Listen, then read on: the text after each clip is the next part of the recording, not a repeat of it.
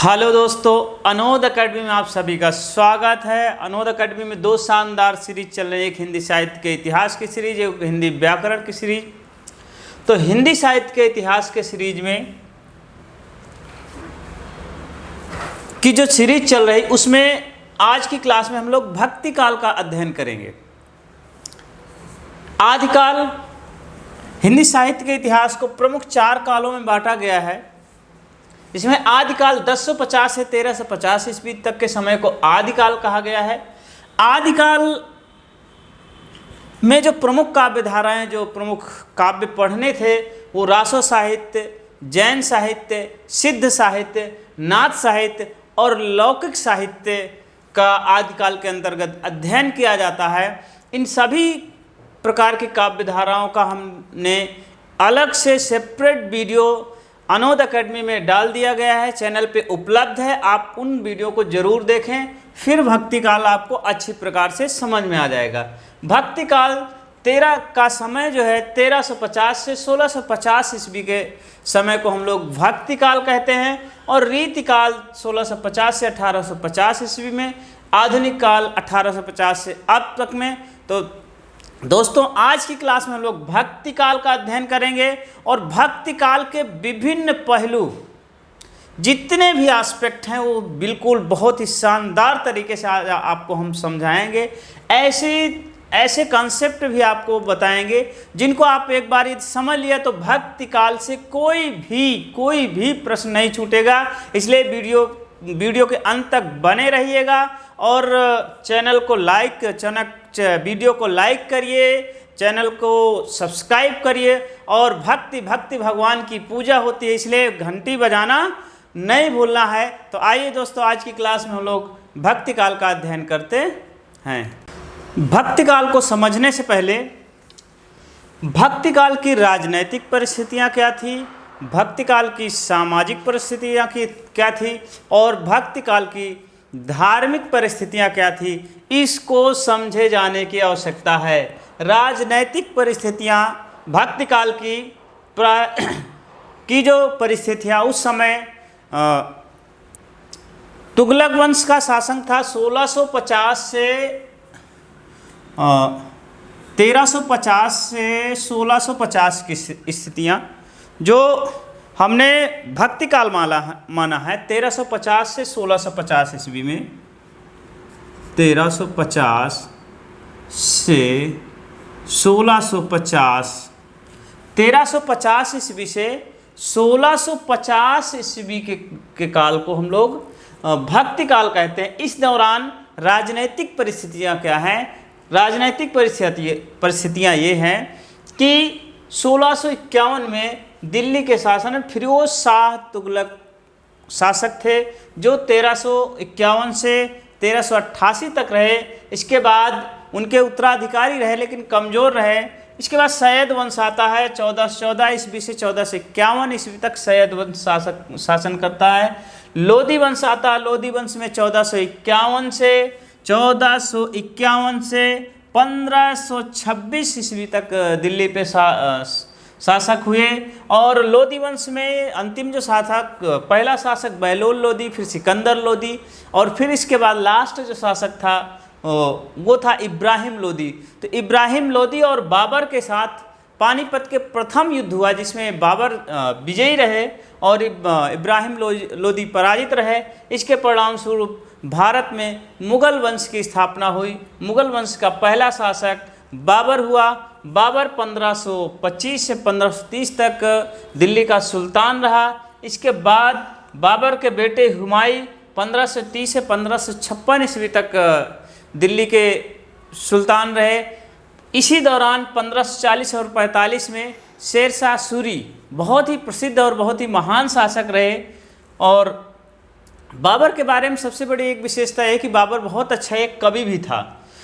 इसके बाद 1556 से 1605 ईस्वी तक अकबर शासन किया, जिन्होंने जजिया कर को भी समाप्त किया था और दीन इलाही धर्म की स्थापना की थी। और फतेहपुर सीकरी में इन्होंने इबादत खाने की स्थापना किया था, जिसमें सभी धर्म के लोग आकर के अपनी बातें रख सकते थे। धर्म संसद उसे मध्यकाल की कहा जाता था। इसमें सभी धर्म के लोग जो है अपने मतों को रखते थे। अकबर के समक्ष अकबर का बेटा जहांगीर 1605 ईस्वी से 1627 ईस्वी तक दिल्ली के सुल्तान रहे और 1627 से 1658 ईस्वी तक शाहजहां दिल्ली के सम्राट रहे। तो यहाँ से फिरोज शाह तुगलक से लेकर के शाहजहां तक के ये राजनीतिक परिस्थितियाँ रहीं। प्रायः राजनीतिक परिस्थितियों में जो अल्पसंख्यक वर्ग थे, जो मुस्लिम शासक थे, वो प्रशासन के रूप में थे, वो राजा थे, और बहुसंख्यक जो जन समुदाय था, जो हिंदू संप्रदाय था, हिंदू समूह था, वो शासित के रूप में था। तो इस प्रकार राजनीतिक परिस्थितियों का परिणाम ये हुआ कि आम जो जनता थी उसे अपनी श्रेष्ठता दिखाने का कोई अवसर तलाश रही थी। तो उसी अवसर का परिणाम स्वरूप सामान्य जनता ईश्वर की ओर उन्मुख हुई और एक बहुत व्यापक आंदोलन खड़ा हुआ जो साहित्य जगत में बहुत ही प्रशंसनीय और उसकी छाप आज तक देखने को मिलती है। तो ये इसकी प्रमुख राजनीतिक परिस्थितियाँ रही हैं। आइए हम देखते हैं इसके बाद भक्ति काल के समय में 1350 से 1650 के समय में सामाजिक परिस्थितियाँ कैसी रहीं। भक्ति काल की सामाजिक परिस्थितियाँ विषमतापूर्ण थी। समाज ऊंच नीच में बटा हुआ था और विभिन्न जातियों में इतनी जातियाँ बटी हुई थी कि भक्ति कालीन जो उस समय का जो समाज था, उस समय सामाजिक स्थितियाँ ठीक नहीं थी। समाज में छुआछूत व्याप्त था, ऊंच नीच व्याप्त थी और स्त्रियों की दशा बहुत हीन थी, क्योंकि शासक वर्ग मुस्लिम हुआ करते थे। वो लोग हिंदू स्त्रियों को खरीदते थे, उनको उपभोग की वस्तु समझते थे, तो उपभोग की वस्तु के रूप में रही। और बाह्य आडंबर और दिखावा इस समय बहुत प्रचलित था। समाज में लोग जो है किसी प्रकार के बाह्य आडंबर, हर प्रकार से दिखावा करके अपने आप को श्रेष्ठ सिद्ध करने का प्रयास करते थे।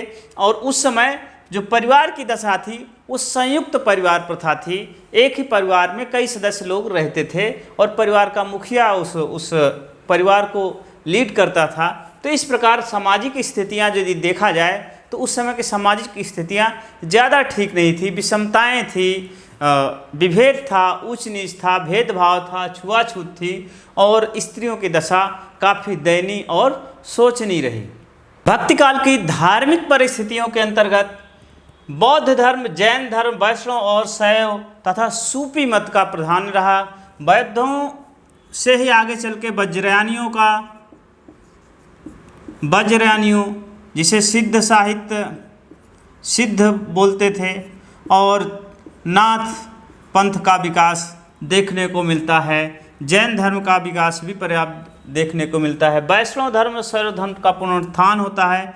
इस समय वैष्णव धर्म, शैव धर्म की भी परंपराएं चल रही थी। दक्षिण भारत में भी चल रही थी, उत्तर भारत में, और इस्लाम के आने से उसका उदारवादी जो सूफी मत था उसकी जो 5 शाखाएँ थी वो भी चल रही थी। इस प्रकार धार्मिक वातावरण अपने अपने नए रूप में पुनरुत्थान के लिए तैयार हो रहा था, जिसमें वैष्णव और शैव धर्म का पुनरुत्थान एक नए तरीके से साहित्यिक रूप से हो रहा था, जिसमें शैव धर्म चल करके से ही आगे भक्ति का विकास होता है। भक्ति का उद्भव और विकास, भक्ति का कैसे उद्भव हुआ, तो ये ध्यान रखना है कि भक्ति शब्द भज धातु से बनी है।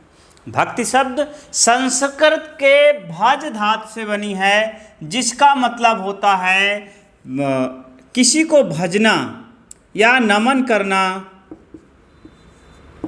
या उसके प्रति आस्था रखना, आराधना करना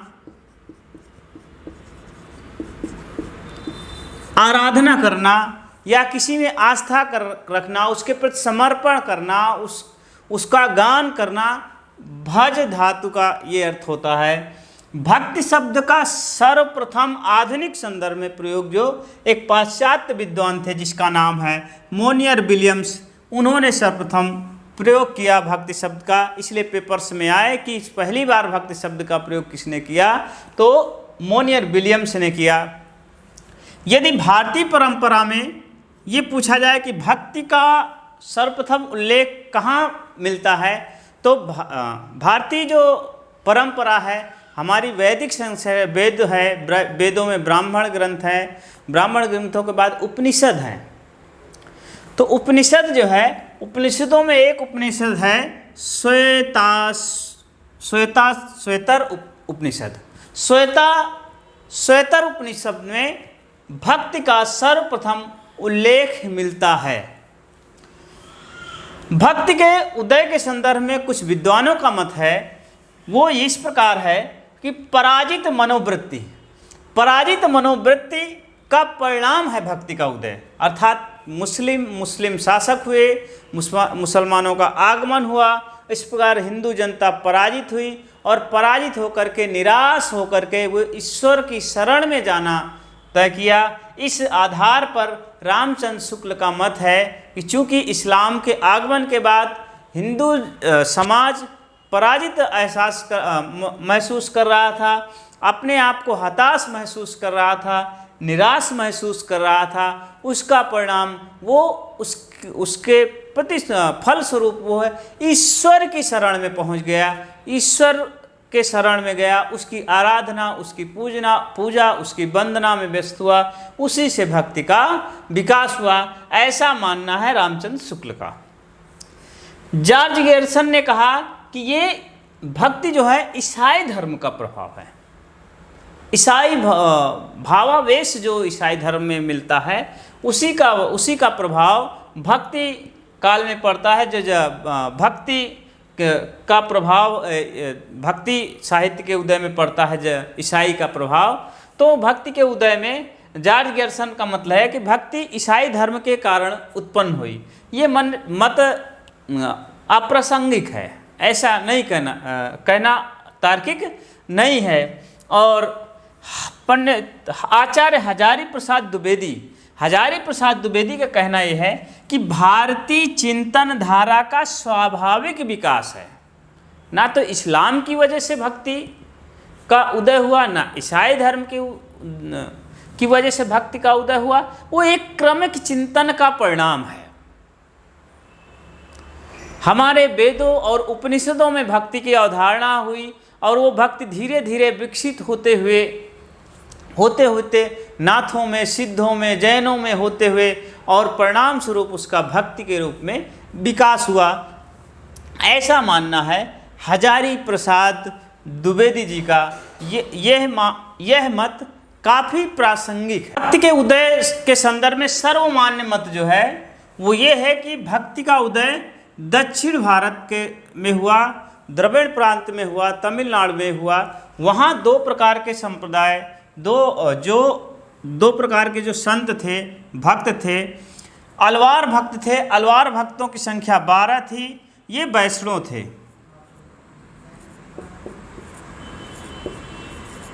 वैष्णव संतों को, वैष्णव भक्तों को हम लोग अलवार कहते थे, इनकी संख्या 12 थी। और नैनार जो है ये शैव भक्त थे, इनकी संख्या 63 थी। अलवारों में एक महिला संत थी जिसका नाम अंडाल था। और भक्ति द्राविड़ी उपजी लाए रामानंद, दक्षिण भारत से जो है रामानुजाचार्य के जो शिष्य थे, रामानंद जी थे, उन्होंने उत्तर भारत में भक्ति आंदोलन को लेकर के आए। और यही मान्य सर्व प्रचलित है कि भक्ति का उदय दक्षिण भारत में हुआ और उसका विकास उत्तर भारत में हुआ। भक्ति काल का वर्गीकरण, भक्त साहित्य का वर्गीकरण निर्गुण काव्यधारा और सगुण काव्यधारा के रूप में जानते हैं।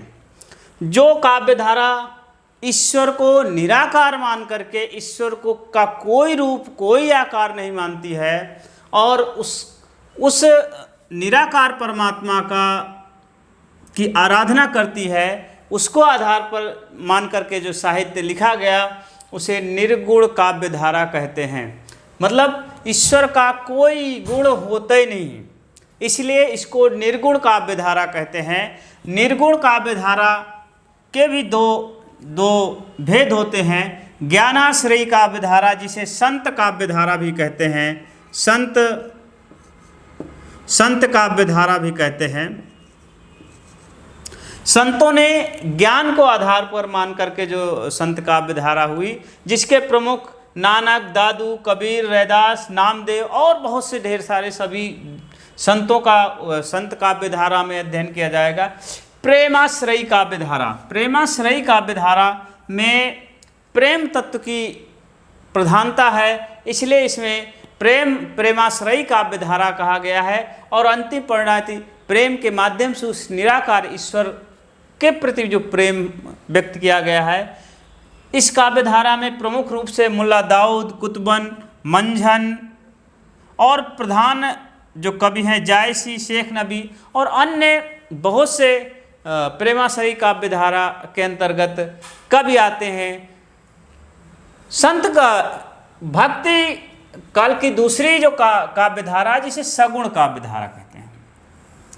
सगुण काव्य धारा में ये होता है कि वो ईश्वर का एक रूप रंग, उसका मतलब है कि ईश्वर अवतार लेते हैं, इसको एक मनुष्य की तरह जन्म भी लेते हैं, उनका रूप होता है, उनका आकार होता है, उनकी मूर्ति बनाई जाती है, उन मूर्तियों को पुरुष रूप रंग को पूजा करने थे, तो उसका सगुण रूप है, अर्थात उस ईश्वर के गुण हैं। इस आधार पर इसको सगुण काव्य धारा कह सकते हैं। सगुण काव्य धारा का मतलब होता है जो मूर्त रूप में हो, जो दिखाई दे, उसको जो है क्या कहते हैं, उसी को आधार मान करके जो है जो कवियों ने रचना की, वो सगुण काव्य धारा के अंतर्गत है। सगुण काव्य धारा के भी दो भेद होते हैं।